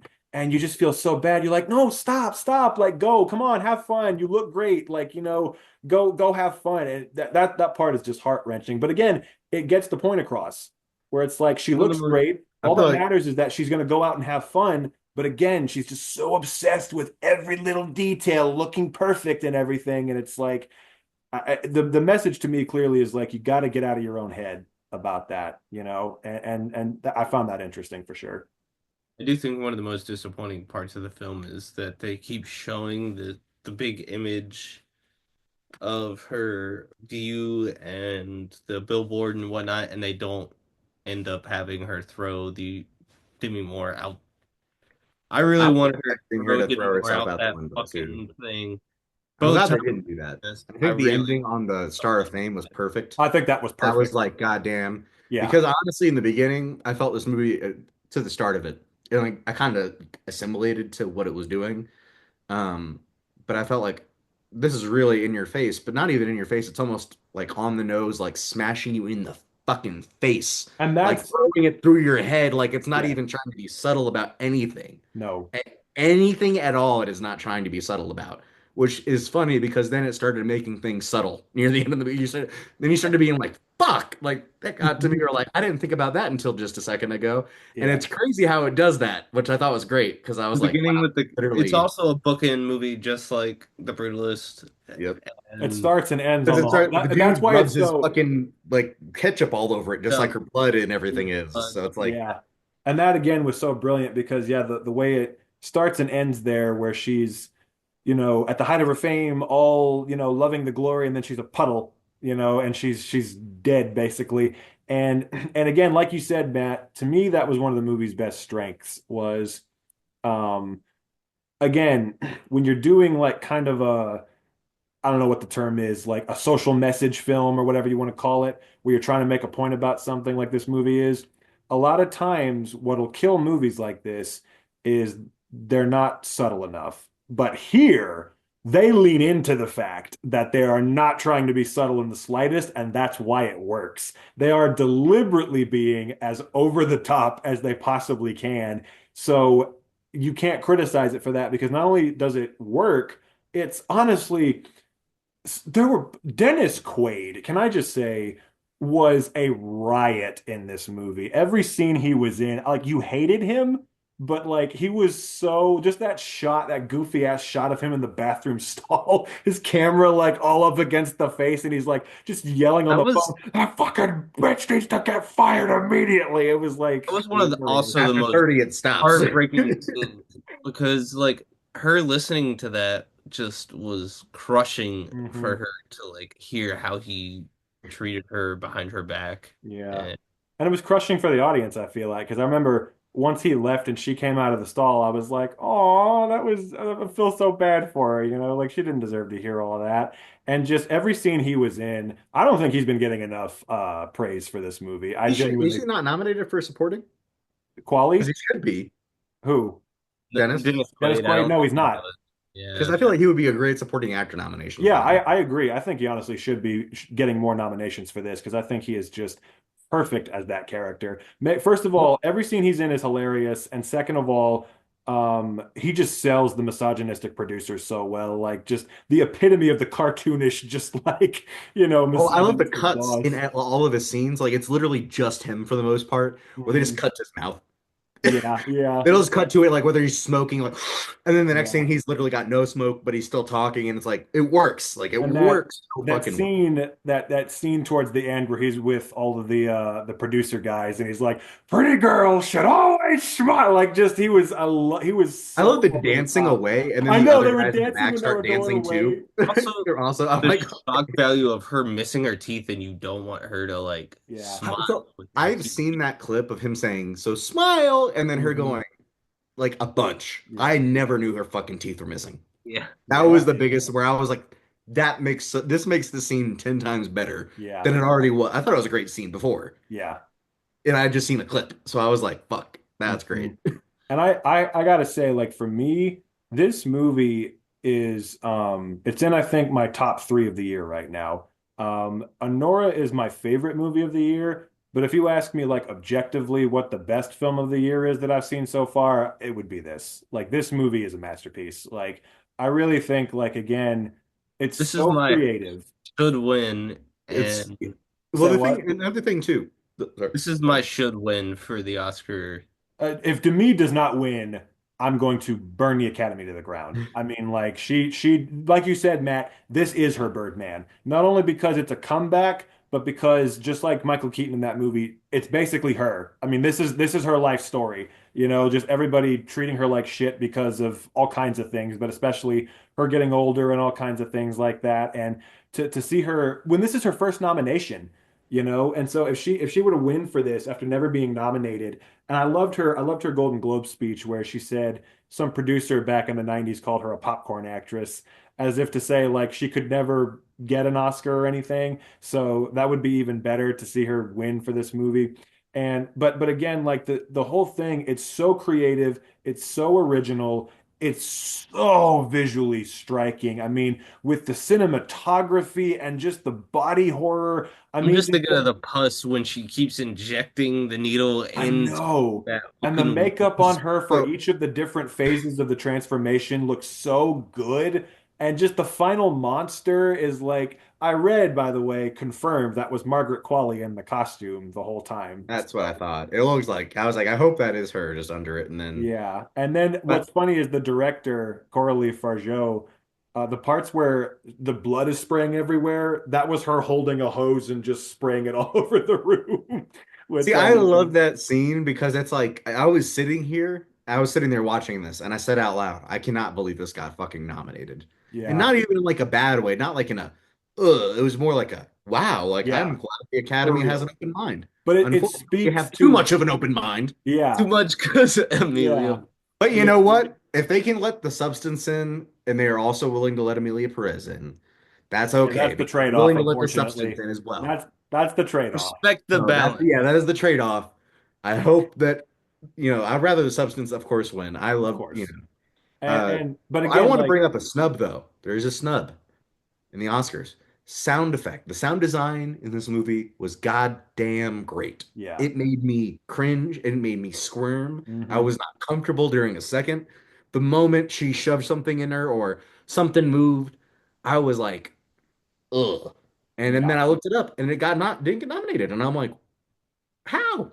Well, Matt, in fairness, Amelia Perez deserved it more.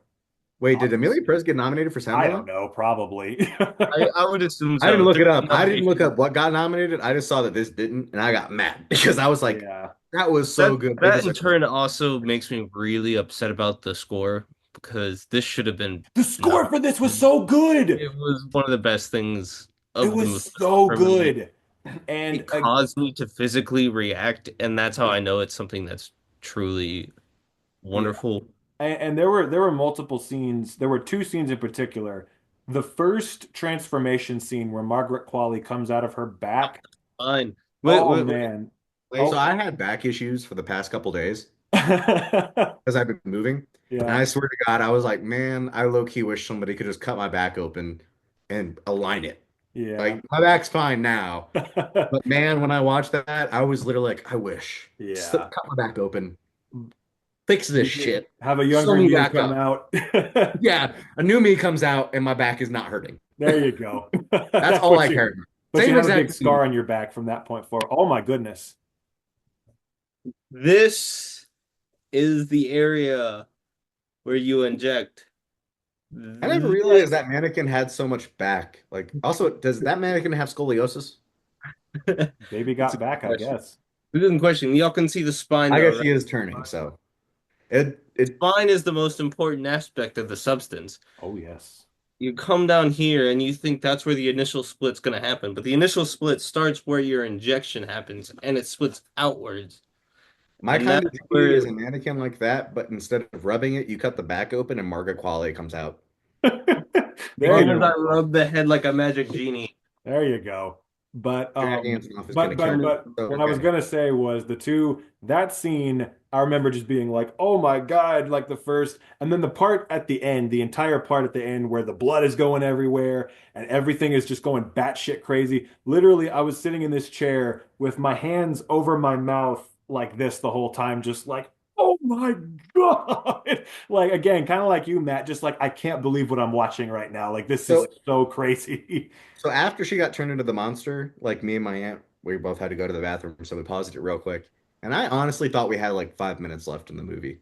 Oh, I really? saw we had 17 left, and I went, what the fuck is gonna happen? Yeah. And then all that happens. And I Yeah. was like, wow, like that's a good use of that And 17 minutes. I love the scene where she shows up to the side door and just has the Demi Moore cutout over her face, and the guy just doesn't even know the difference.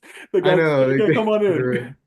And uh, also, what was I gonna say? Oh, I also love though, even when the movie is at its most fucked up, when she's this gigantic monster, it still has a dark sense of humor. I just love the little moment where she puts the ear, she's putting the earrings and the lipstick then on. shakes her head and they just Yeah. Jackson, thank you for saying that. I almost said that earlier and I forgot about I it. was The literally I cherry, was thinking like about it, so I'm glad you situation said was it the before I did because I would have brought that up because I was cherry thinking on top. like this Mhm. movie is also super funny. I also Yeah. wanted to beat the shit out of the guy across the phone. Oh yeah. Respect then respect it then. Like I would like when he goes, she goes, she's not respecting the substance, and then she goes, well, respect it then or something is like his Yeah. But response. again, I was like, fuck you, dude. to It's not me even though, her. yeah. But to It's me, like the other girl. Like if you were like, hey, and then also it takes him twice to be like, by the way, you can end it. yeah, good That point. pissed me off too. I was like, dog, you could have told her that on the first Good call, point. and you didn't. You waited. Like, well, I was like, what do you have? Like, what is in it for you? I almost thought, honestly, part of me thought Dennis Quaid could have been the guy over the phone.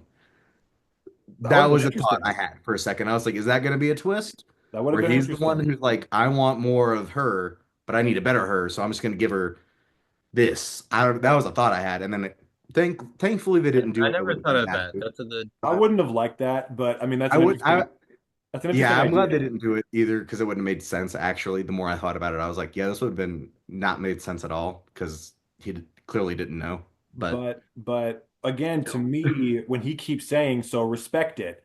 Like he's trying to tell her, like, get your shit together and start feeling better about yourself, and shit will even out. Because again, to couldn't me, he have just said that though? I So know. like, I get this is just a me thing because like I agree that could have been the subtext.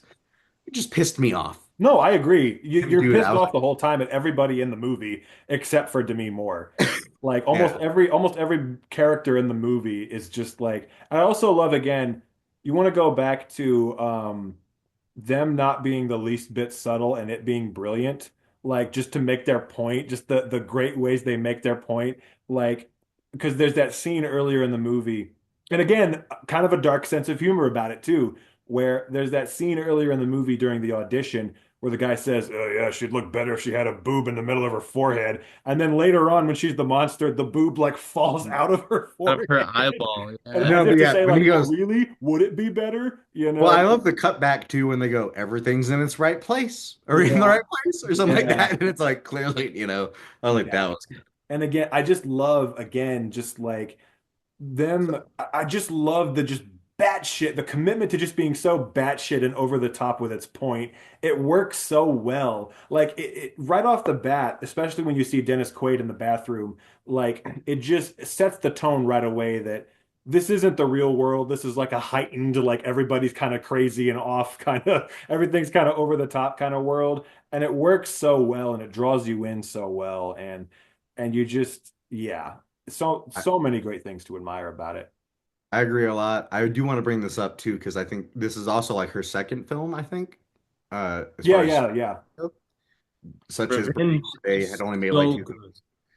But coming back to this though, I did watch Revenge with Sam a So long time ago. mm, It's the exact same where it's over the top in your face. Although I will say the only reason why this one probably got more well received is I feel like this one had more substance, but I feel like there was more to this one Well, than and the other because one. I think But again, the other one what I had a lot of love, her similar. I was gonna say like there's a lot of nudity in the Revenge. the People the running around naked, hallway, the covered in hallway blood. chasing that goes on very much mirrors the hallway Yes, situations with going back to the bathroom they're between both fucking. films, and that was something I loved how she She used the same just vibes. continue it up forward, but then elevated it to a different kind of element. Because I remember during the Revenge, what pissed me off the most was in that last scene where they kept doing that fucking circle in the goddamn hallway. They do it like 3 times, I think, before she fucking shoots him or something. And I was like, I remember being mad when I watched that. And then I was watching this and I was like, oh, it's kind of similar, but she fixed it. Like she figured out how to do it without pissing me off too much. I mean, I know why she was doing it in revenge. It was to disorient the shit out of you, but I was like, they made this circle 5 times. Who's gonna stop? I've heard very good things about that movie. I've never seen it, but I've heard very good things about it. And I think after this, she is definitely going to be a director to watch. And again, I just love how because to me it's so cool because I remember when this first premiered at whatever festival it was, whether it was Cannes or whatever it was. People were saying right off the bat, like Demi Moore is going to win an Oscar for this movie, and that was kind of like what got it. I think that it's cool because that's kind of what's gotten it so much attention. It's one because this movie, I think, if it weren't for that, if it weren't for her getting so much attention for it, this would have just been like a little cult film that a lot of people would like say is so underrated. But because she's gotten so much attention for it, I love that now it is being seen by a much wider audience. And it's not even just her that got like because I wasn't sure at first. I was like, well, this movie seems pretty crazy for the Oscars. I mean, like, is she even going to get nominated for it? And not only did she, but Best Picture, Best Director, Best Screenplay. I mean, all the major categories, it's there. And so I'm like, wow, they really must recognize, again, Matt, like you said, it has substance, because it does. And I love how it's kind of willed its way because, no disrespect to Zoe Saldana, but her calling Emilia Perez the little movie that could is a crock of shit. Movies You called like her that? yeah, I didn't hear her say that. she was at some award ceremony a few weeks ago and she called it the little movie that could. And I'm just like, no, dear, it's not. This movies like this and Anora are like the little movies that could, that, shouldn't have gotten that much attention, but have willed their way to getting this big fan base and all this, like all these nominations and all this attention. And I just love seeing it. Like a movie like this that would normally never get nominated for an Oscar, getting so much acclaim and so much attention. I love it because it really is a masterpiece. It's a brilliant, brilliant film. I mean, can't say enough positive things about it. I mean, and again, like we were talking about with The Brutalist, the fucking production design in this movie is immaculate. I mean, every one of the sets, the hallway set, her apartment, I mean, everywhere. It's just, and it's so creative. I just love that's one of the greatest things about it is just the world that they build, I did have one issue. And again, this is one more issue. It's so small, but I do want to bring this up just for the sake of bringing it up because it's a thought I had during the movie. I know she's got the view side of the apartment. I can live with that. Why the fuck does the guy across the damn like row look like he has the shittiest apartment in the world? And granted, you only see like literally through his doorway. But I looked at it and I went, why does that look 10 times worse? I was thinking this. I was just thinking. And I don't care. I don't mind. But I'm just like, I was just thinking more like, okay, if this is an apartment where an A-list celebrity like her can live in, how does this jerk off across the hall afford to live right across? Like, where? I thought he was under her like at first, and then I saw he said, "Well, I'm across the hall," and I went, he's right across the hall. It's so funny though when she screams at him and he just backs. I loved it. Yeah, fuck off. That was so great. And God bless Demi. I do not understand though how her legs, like the whole point of that scene was her legs could not like start, and then the next moment we get her, she's fucking running down the steps. My aunt brought it. She said, "How is she running now?" And I went, "I'm not gonna consider." I was like, "I would have." Like, you know what? Are on the same You're wave. right. Yeah, that you're on the and same you wave. got the goddamn shellfish on the back of that dude's coat that Dennis Quaid put on it. Yeah. She said that out loud. She went, "How is she running now?" And I went, "You got a point, but I'm not going to think about it because I'm she was like a bit more agile than she looked, I guess. But well, it was after the crack. She had to do the chiropractic. True. But yeah, final thoughts, I guess, on the substance. I really, again, like it's in my top 3 of the year. It's my number 3 of the year currently.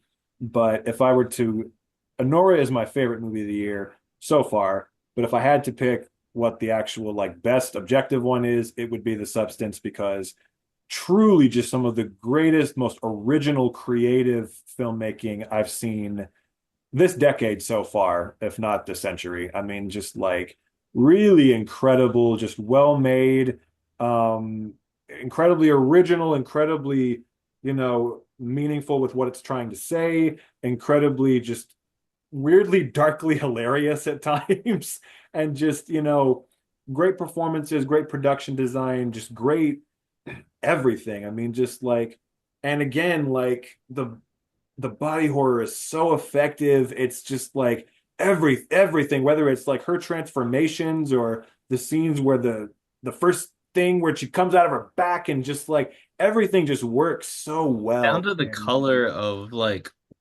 the yellow liquid that's coming out of her Or the spine. yellow in the movie. The yellow shows up a lot, and it is very indicative of what's going on. And I realized that because of the yoke, her yeah. jacket, Yeah. a couple other Also, things that were yellow, and I was like, The next day I after I rewatched this, I got a double yolk egg at my job, and I was like, there you "What's going go. on here?" Made you Okay. think twice. But also I can't say enough about the editing either. I hope this is nominated for best editing, because I mean that's a big part of the movie. Like the quick rapid cuts to like the palm trees and everything, and just like so much of the energy of the movie is dictated by the editing, and just like really just all across the board. I'm excited to see what Coralie Fargeau does next, like, because I think she's a definite like emerging talent. Like you said, Matt, this is the French director who did it right. While Jacques Audiard is trying to be a disgrace to his country, Coralie Fargeau is trying to be a credit. And it's yeah, brilliant film. They're respecting the balance. They are very much respecting the balance, and I hope to be more. I think she's got it in the bag. I've thought she's had it in the bag since day one. If she doesn't win, I'm going to flip the fuck out, because she deserves it so much. And just God bless that woman in general. She's been through a lot in her career, just like the character in the movie, and I'm very happy for her to be having this big comeback moment.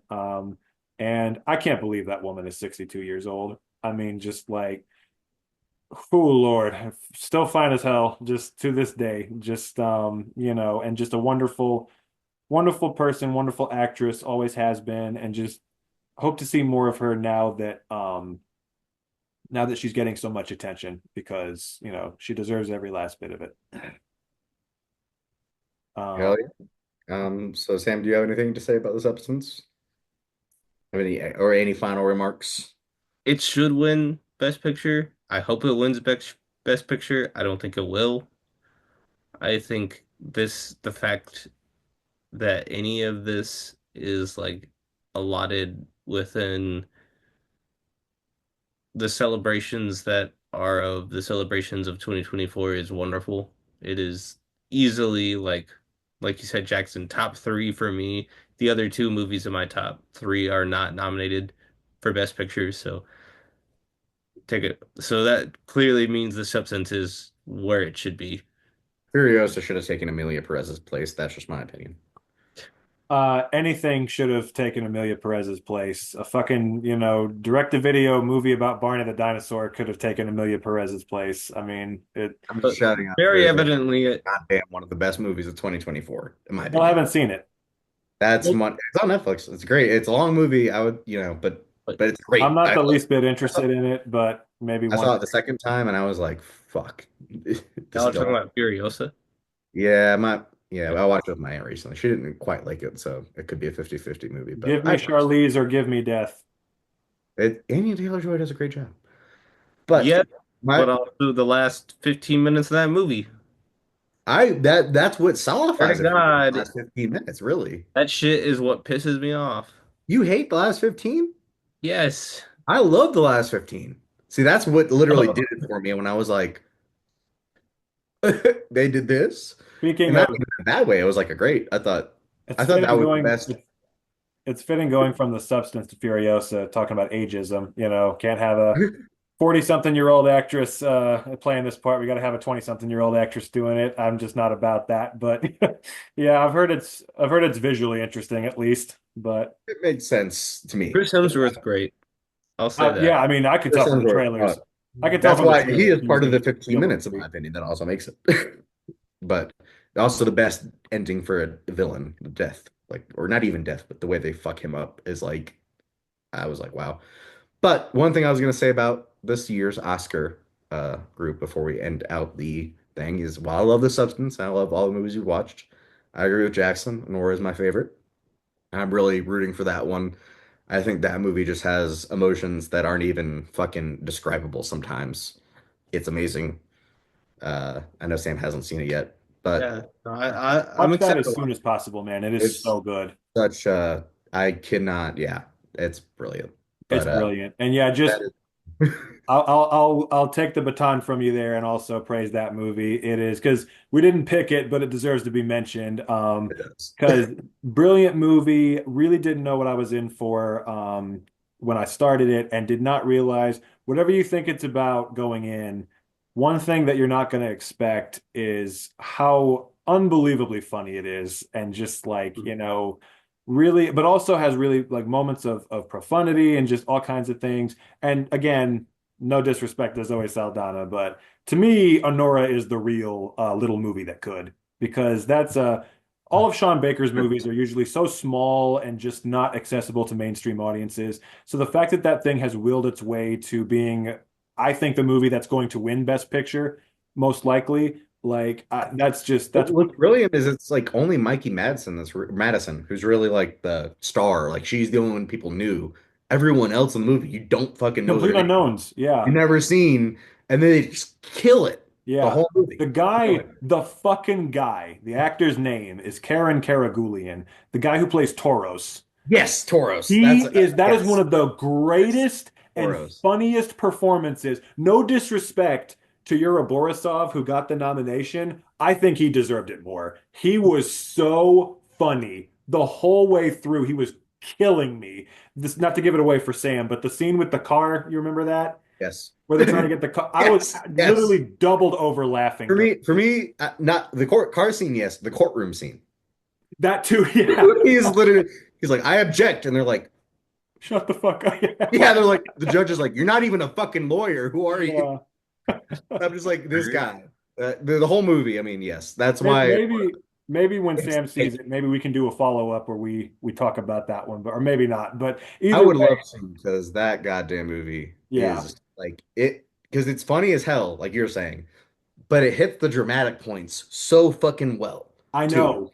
So well. Yeah, yeah. It's that was what I didn't expect. It took me off guard how well it balanced those things. I was like, how are you doing this? Like, this shouldn't be funny, but it's fucking hilarious. Like, how did you do this? But Exactly. And yeah, then you see so Mikey Madison in like her interviews, and she's like, "Oh, nice."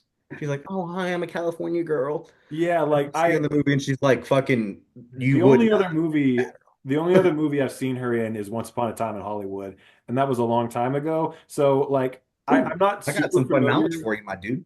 You want Say me to what? drop some facts on you? You remember Thomas Greenborough, right? Greenbow, Yeah. right? She worked with him. No He was on an shit. episode of uh fucking it was Pamela Adlon's show on FX. Trying to remember what the fucking name of it was, but I can't. She was on it and he guest starred for a No very shit. small role. And they're in the same Small scene. world. Her and Pamela Adlon and him. Small fucking world. I did not know that. That's We are actually like 2 degrees from Mikey Madison in theory. that's fucking crazy. degrees of Wow. Kevin Bacon. But my point is, yeah, to like what you were saying, she like so I knew she didn't have the Brooklyn accent and all that, but it's not like I've seen her in that much. So I'm sure now after seeing her in this movie where she just has the absolute thickest Brooklyn accent you've ever heard in your life and is very, kind of energetic and everything, like seeing her, yeah, just be all normal in interviews would be so weird. Like, but it's a All right. testament to her performance. She's very, very, It- very good. Um, yes, yes. And but I've seen like a couple of things with the script. And it's funny because they do change things from the script, but I think it's cool how they like kept it fluid. Because it's literally like you read the script and you're like, yeah, they said the same thing. They just said it in like a different way, but it sounded mhm. more natural the way Yeah, she said it. And yeah, you're just like, oh, that's refreshing, you yeah, know. yeah.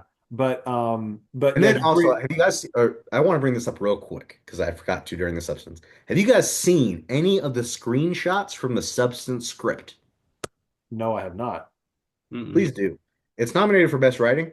It is the most insane format you've ever read. You would be Really? like, how did this get nominated? It looks like a fucking 5-year-old wrote it. Because sometimes, occasionally, she does throw the impact font in there and does like for squelches, she'll be like squelch, squelch, and then it'll just get like it'd be like squelch in all caps, squelch in bold, squelch bold underscore, squelch in like a new font that is like super high, I love and it it. takes up half the fucking page. And you're like, how did this get nominated? I love that. I Like, love you that. definitely check the script out. It's online. It I've is. heard. I haven't read it, but I've read a little bit of it. And I'm just like, I need to see that. if you show this to a teacher, the teacher would scream at you and tell you you're a fucking idiot. He'd be like, "What the fuck is wrong with you?" And Like, it's I know nominated for best Respect screenplay. the balance. exactly. So it's like, obviously, format the doesn't matter. balance. You dumb fuck. Respect But the balance. I I've wish I heard could there's an tell that. interesting behind the scenes making of that movie that I want to see because it goes a lot into there are a lot of interesting details. Like I know we're trying to wrap up, but there's a lot of interesting details in that about like again, she was the one, the director, holding the blood hose and spraying it everywhere. And there's also Inject the substance into her too, right? and the shot in the elevator, the POV shot of Margaret Qualley looking down at her hands as everything's falling apart, that's Coralie Fargeau holding the camera, Hmm. and that's her, and it's Margaret Qualley's hands coming from behind her, and it's Margaret Qualley's hands. And it's just, I love the almost like guerrilla filmmaking they were using here. Just like, we're just gonna do it, we're just gonna Yeah, fucking I do heard it. those shots of Demi Moore or Demi doing the substance is all her arm, I and she didn't know actually that. injected the real substance, like or the liquid into her arm. Right. Wow. I'm So like, she's committed, clearly. yeah, I think for that reason she should win Best Director, but I agree. I agree. yeah, yeah. My But pick. say what? She's my pick. She's mine too, to be honest with you. But I mean, and there are several others. Like if Brady Corbet won, I wouldn't be upset, but she's who I would choose. But so all right, I guess just wanted to get the word about Anora out there. Yes, we've gotten the word about Anora out there in all of our three movies.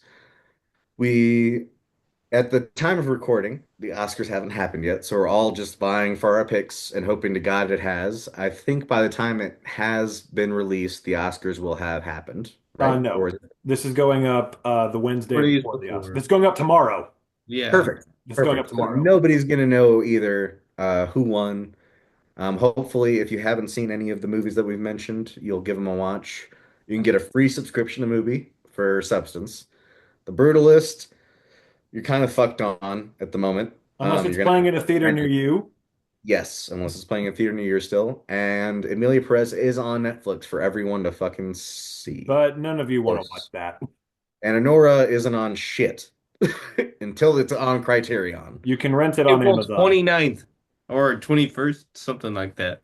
I cannot. I want to get that. That's gonna be one of the things I buy probably is 4K or Nora. Another, speaking of the Oscars, another movie I want to shout out really quick that I really, really want to win Best Animated Feature, The Wild Robot. Heard? Wild All right. Robot, my number 2 of the seen it. year. So I hope it wins Best Animated Feature. I also that's on enjoyed- Peacock. I did enjoy A Real Pain and Different Man. I haven't seen A Real Pain yet. A Real Pain's really I good. liked it. It's really good. Kieran Like, Culkin this is the guy's co-lead of shows the film and himself. shouldn't be nominated for supporting actor, but He he's does really play good in it. himself. The That's movie, the issue. yeah, But it's also why he's good at it. It's I enjoyed A the Different Man though a lot. A Different Man I really well written. loved up until the last 10 to 15 minutes. I'm right Yeah, there the with you last on 10 to that. 15 goes wild, but It gets a little crazy, but I Sebastian think the Stan halfway is point is absolutely great. incredible in the movie. So I'm mad Adam Pearson didn't get nominated. He deserved it. he's really good. He's really Yeah. fucking good. So, And yeah, all kinds of other, I'm sure there are all kinds of great. Oh, I think I know who won the Best Picture category this year. Was it Moonlight Sam? all right, We're about Sam, to find out. We're about to discover. the announcer, Samuel Holler, will now announce the best picture of this year's And the Oscar goes Let's to, get this envelope open. yes. Don't pull a Warren Beatty, Sam. It'd be funny if they actually had to use letter opener every time they open it. Oh my. Wicked has won Best Picture for 2024-2025 Oscar. Okay, well, I'm gonna kill myself then. 'cause Cannot fuck Wicked. believe that this was the choice. We held space for this the whole episode. Until now. Can y'all believe this? Well, Get that award. We gotta hand it. to Sam, Wicked. I just want We to have to give Wicked this award. yay. But Sam, I just want to say Maybe something. Revo can take this and Since hopefully eat it since because of Wicked that is the bear. winner, I just want to say, Sam, that poster behind you of Gloria Bell is offensive to me. It is an erasure of us. It is an erasure of me, and it is disgusting and offensive that you would have such a horrible fan-made poster in the background. I wouldn't have said anything if Wicked hadn't won, but Oh, you forced my hand. this was More is my the real. pride and joy of living in Florida, was the creation of the Gloria Bell poster. Well, don't tweet it at me because I find it offensive, Sam. I don't But- get that, but I will accept it. You don't get why a poster is the most offensive thing in the world? Well, then I guess I can't explain it to you. Sam, we can't hear You you. can't hear it, Sam. I'm gonna send the sound, don't worry. But I want everyone to remember this episode is Shot brought myself and you guys by couldn't the Kingsman Statesman Whiskey Rocks. Even when you're out of your beer, your glass will be cold as fuck. Whiskey Stones by Kingsman and Statesman. And if you're wondering, if your mantillas, that's where your balls go.